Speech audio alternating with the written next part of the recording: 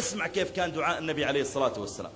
رفع النبي عليه الصلاة والسلام يديه يدعو فقال اللهم إني أسألك أن تقضي يديني؟ لا.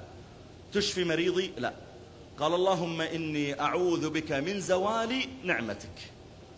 أنت يا ربي أعطيتني يدين، أعوذ بك من زوالها. أعطيتني إيمان، أعطيتني عقل، أعطيتني سمع وبصر، أعوذ بك من زواله. رب قوم قد غدوا في نعمة زمنا والدهر ريان غدق، سكت الدهر زمانا عنهم ثم أبكاهم دما حين نطق. رب واحد يصبح في نعمه ويمسي وقد سلبت منه. انظر إلى المصابين اليوم بالإعاقات في المستشفيات وفي غيرها، اسأله كيف كنت؟ يقول لك والله أنا بخير وعافية ونازل مع الدرج وأنا بكامل قوتي وانزلقت رجلي وضرب إحدى الدرجات في ظهري وانقطع الحبل الشوكي ومصاب الآن. شلل صار لي 40 سنة. وخلق الإنسان ضعيفا.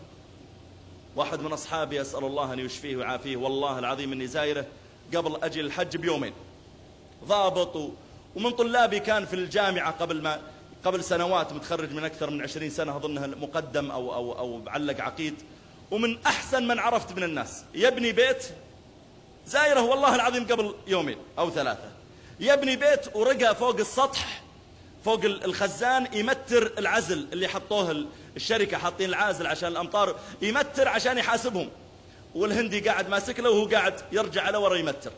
زلقت رجله وطاح في السطح، ما طاح برا، طاح في السطح، يعني يمكن 2.5 متر. صار عنده كسرات في فقرات الظهر وتهتكات في الحبل الشوكي، والآن عنده شلل نصفي. وأسأل الله أن يشفيه ويشفي جميع مرضانا. في لمحة واحدة تك. هل كان يتوقع أنه سيصاب بهذا؟ ناس يا جماعة فجأة عندي صداع قالوا والله عندك كذا من الأمراض.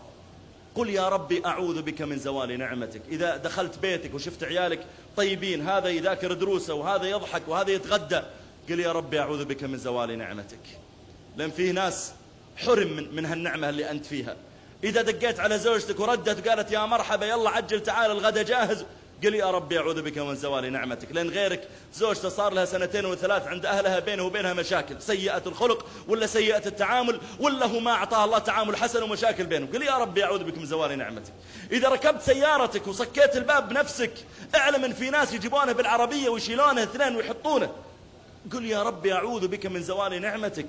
إذا وضع الطعام بين يديك ورفعته بيدك وغيرك يحطون له لي في أنفه عشان يصبون له عصير ولا لبن، قل يا ربي أعوذ بك من زوال نعمتك. ثم قال عليه الصلاة والسلام وفجاء